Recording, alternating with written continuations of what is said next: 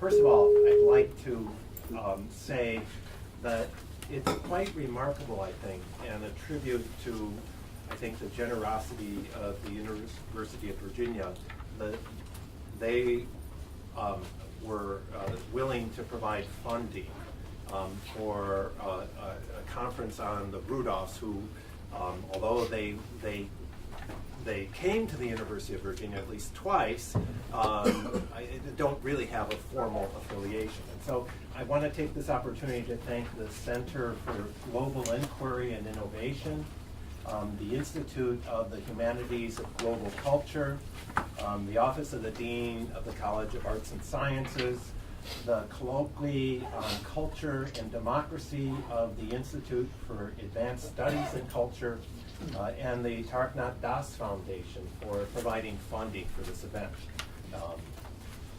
I'd also like to take this opportunity to thank Mark Edwards, who Mark is there studiously making arrangements, but Mark has been just wonderful. And one of the things I haven't publicized enough is we actually have a website for our conference.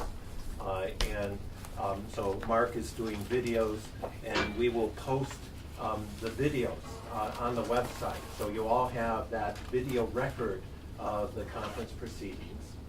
And then I wanted to make certain to introduce Matt Friedrich there, who's being the conference rapporteur. And so we will put together a written record of the proceedings too, and we'll make that available to everybody, okay?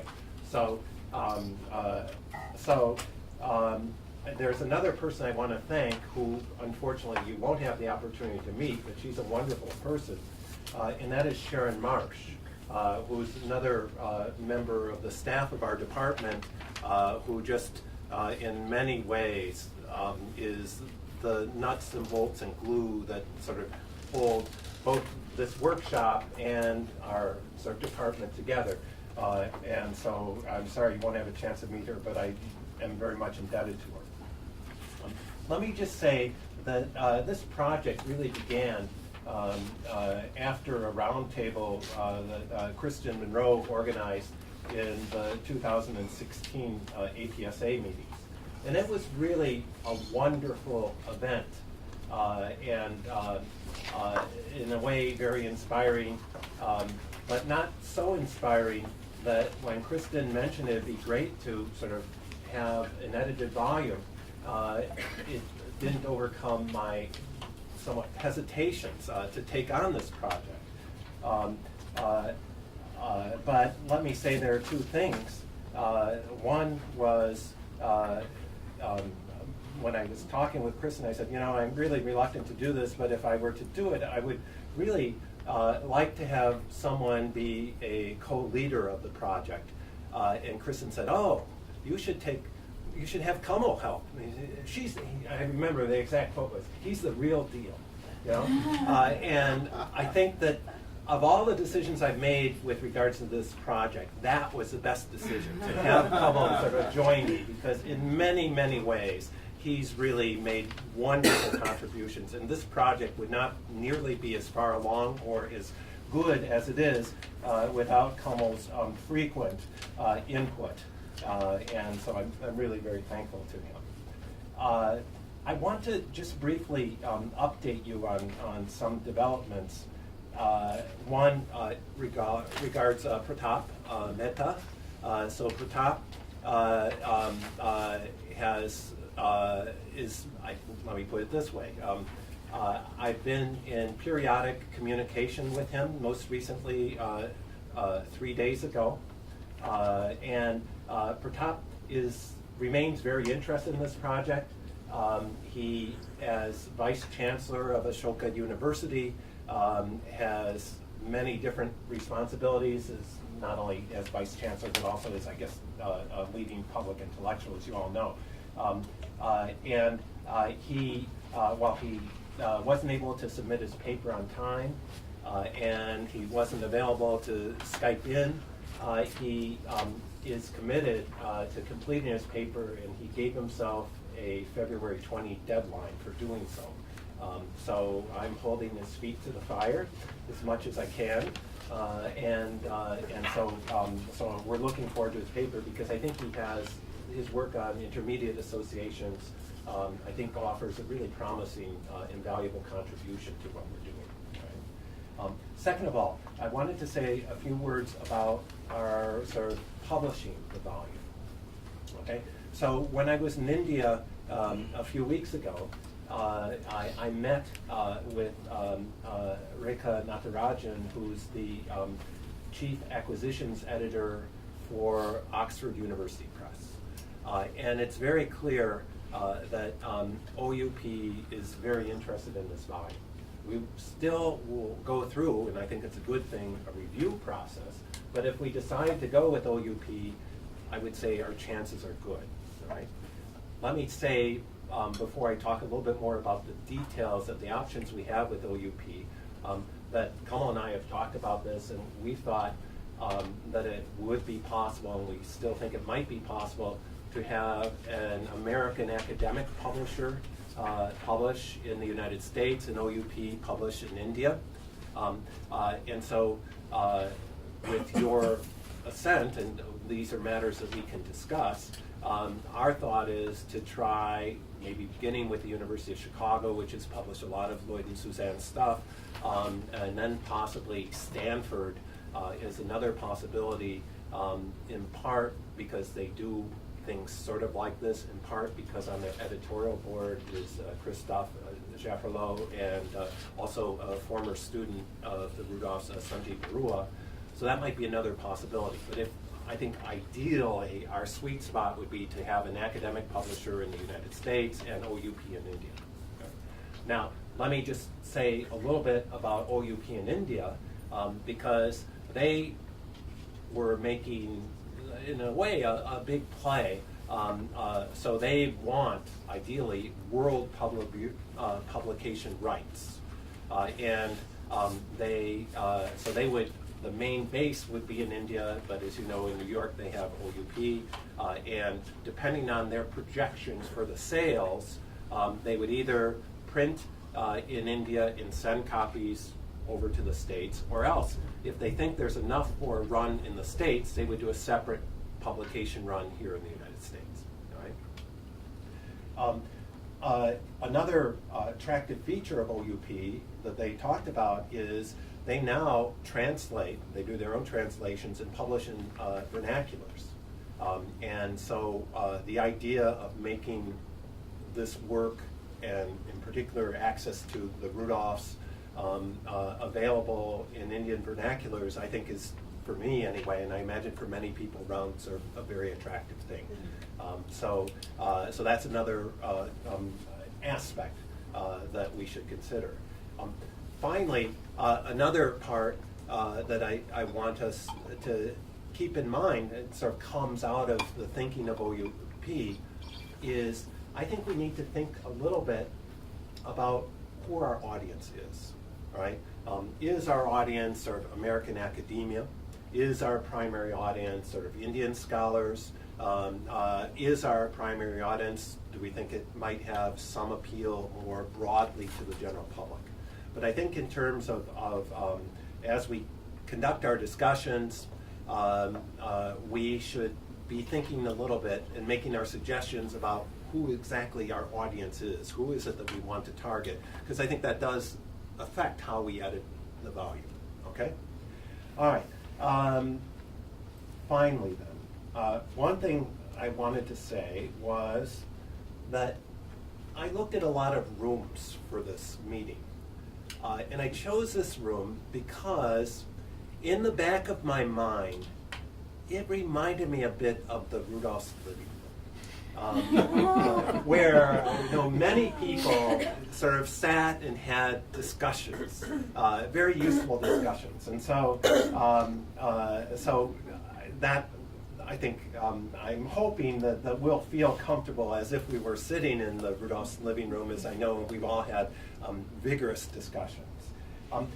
Another thing I wanted to say was I just feel like it's a wonderful tribute to the Rudolphs that gathered here at this room is such a wonderful group of scholars. not only a wonderful group of scholars, but a great group of people too. And I can think of only one other thing that would be a better tribute to the Rudolphs, and that would be publishing a volume that really takes their ideas fully and seriously in a critical way. So, so in pursuit of that, what I'm hoping for this conference or workshop, and actually as Kamal often reminds me, stick with workshop, because in fact, you know, I'm hoping here that what we can do is achieve an ambiance where people not only feel comfortable in expressing their ideas, but also will feel comfortable in being sort of very critical of our ideas, because as Lloyd and Suzanne, I think, rightly underscored, it's really through sort of developing our own critical analysis that we sort of advance our ideas. So with that in mind, let's sort of turn to the conference proceedings. And so, in fact, I'm going to now turn the floor over to my good colleague, Denise Walsh. So as we've discussed, and I've sent out in memos before, the basic structure of each session of this meeting is for the discussant to begin leading the discussion. And I've asked the discussants to sort of briefly summarize the papers with the assumption that we've read the papers, and then to sort of offer their critical sort of reactions to the papers. So Denise will begin summarizing Kristen's paper. Kristen will have a chance to sort of respond, and then we open up the floor for broader discussion. All right. So just before I turn the floor over to Denise, why don't we just quickly go around the room and just briefly introduce ourselves to everybody once again, just so everybody knows each other. And so why don't we start with Frank there? I'm Frank Hober. My claim to fame is that I'm Suzanne's brother. I'm not a political scientist. I did a whole career in public administration with the National Labor Relations Board and the New Jersey Supreme Court. And I've learned much more about Suzanne and Lloyd's work since they passed away than I knew beforehand. But it's a great pleasure to be here and to be with all of you. I'm Christy Monroe. I am not an India specialist, but I took a course on Indian politics with the Rudolphs. They were such wonderful teachers that whatever they taught, I was going to take. So I took every course that they offered while I was at Chicago, and just got to know them really as people afterwards. Was very fortunate, and was one of the people that helped get Suzanne in as APSA president, which was she well deserved. He did a wonderful job there. I'm Denise Walsh. I'm Associate Professor of Politics in Women, Gender, and Sexuality here at the University of Virginia. My current book project was on culture and women's rights. In that project, I'm using interpretive methods. So I was extraordinarily excited when I found out that John was bringing all of you here to talk about the Rudolph's work, and I feel very privileged to be able to be a part of this conference, or workshop, sorry. I'm Stephen Wilkinson. I teach political science. I first got to know the Rudolphs through their work in my first class on South Asian politics, which was taught by a former student of theirs. And then later got to know them as wonderful people and terrific scholars. And then my last book, Army and Nation, on civil-military relations, Lloyd and Suzanne very generously shared a lot of their field notes transcribed from the early 1960s with interviews with key figures, transcribed by somebody here in the room, who just phenomenal insight into what Krishna Menon or Chaudhary or Nehru were thinking and saying at the time on the issues I was there. So I'm very grateful to them. I'm Manny Teitelbaum. I'm an associate professor of political science at George Washington University and the Elliott School for International Affairs, and My research focuses primarily on the political economy of labor in South Asia, and mostly in India. That's how I characterize my work. I never met the Rudolphs, but I spent a lot of time reading their work, especially in Pursuit of Lakshmi, and trying to understand their perspective on state labor relations and what they meant by the term involuted pluralism. Hi, I'm Rich Cohen, a member of the Middle Eastern and South Asia Languages and Cultures Department at UVA. I'm a humanist by training, but I've always had an interest in the cultural history of India. So economics plays a role in that, obviously. I teach a course on classics of Indian literature, history of Indian Ocean, and recently I've introduced a new course, Indian Global Perspective. So it's really, what I'm trying to do here is glean some ideas for that course, Indian Global Perspective. Matt, you want to introduce yourself? Oh, I'm Matt, Matt Friedrich. I'm a first-year grad student in political theory, interested in interpretive methods and working with John this semester on political economy, so this is a nice place to get grounded. So. Hi, I'm Paramita Sen. I'm a sixth-year graduate student in the Department of Politics, and I work with Dr. Ashwari Jain and Dr. Denise Walsh on India, social movements, and gender. Shri? Hi, I'm Shri Rekha Saji. I'm a faculty in the Global Studies program. I joined UV in 2016. I moved from India. I was teaching in Jammu Millia before this, and my first book has just come out last year from OUP, State Without Honor, looking at, I work on women workers in South Asia, and my book focuses on women workers in state welfare schemes in India. I'm Leila Fernandez. I teach at the University of Michigan. My work is on basically on contemporary inequality, and I'm kind of at the intersection of cultural, interpretive, and political economy approaches. And both Lloyd and Suzanne were on my committee. Suzanne was my chair, and I missed them. I'm Asima Sinha. I teach in Claiborne McKenna College. My research interest, my first book was on regional roots of development, and I focused on Gujarat, West Bengal, and Tamil Nadu in terms of its industrial policy, and I tried to kind of go below the national level. Recently, I've just finished a book on the pharmaceutical and textile industries, and it's titled Globalizing in India. It's really about how globalizing is shaping preferences and changing interests within India. I used to meet the Rudolphs when they would come to Madison for the October conference a number of times. Both of them were very gracious, especially vis-a-vis my first book.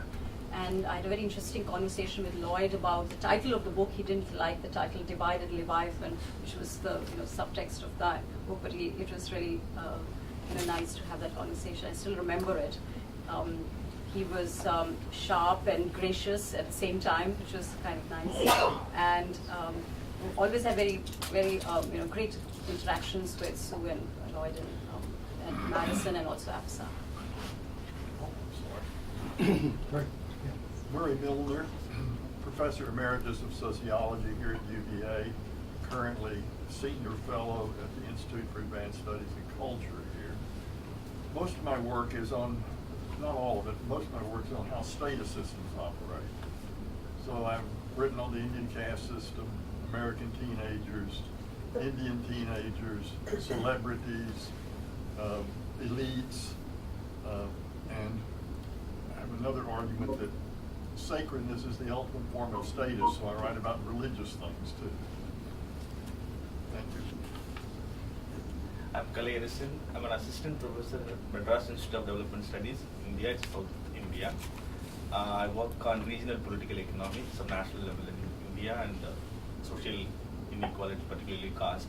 So I'm not a political scientist. I'm trained in economics broadly. I work on development economics. This project I was working on the question of caste, particularly pertaining to Jat's mobilization in North India. So I happened to collaborate with Professor Christoph Jaffler, so that's how I'm here, and it's really a privilege for me to be here. Kamal Sadek, University of California, and both Suzanne and Lloyd were on my committee, and my work was actually continues to be on citizenship and immigration, but that's not what the Rudolphs were initially directing me towards.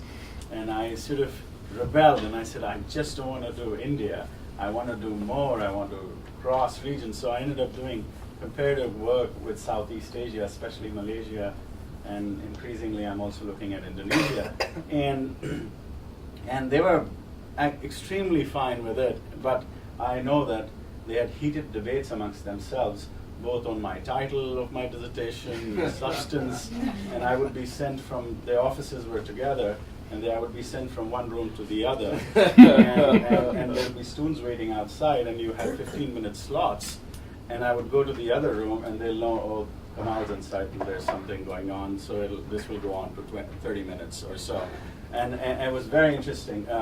They were extremely critical of each other when it came down to micro changes over footnotes, over all kinds of things, very particular. And I still have my papers from the courses I took with them with red lining all over, telling me, stop these. Gandhi used to say each word costs money, so each word has to have some meaning.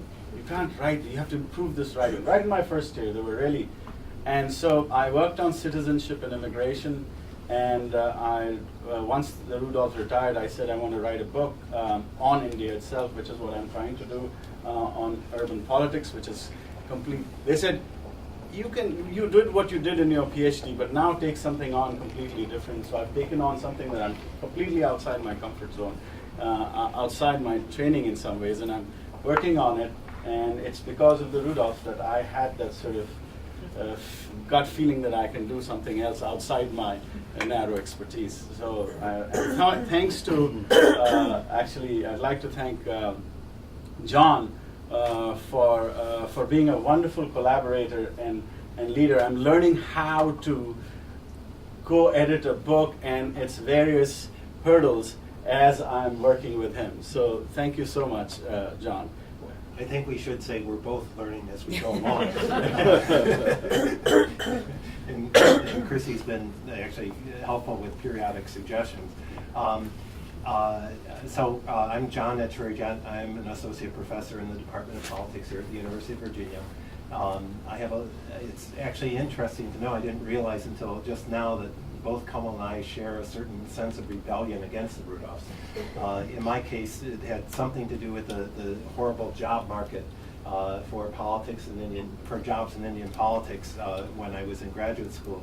But also had to do a little bit with, there were other people in the department at the University of Chicago that were really outstanding people. But when push came to shove, I decided that my passions really lie with the Rudolphs and with Indian studies, although my dissertation did include work comparing India with the United States.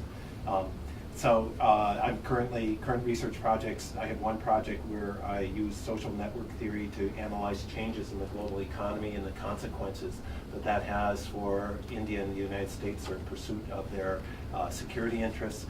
And then I am in the midst of a project, long-standing project on the political economy and financial sector reform.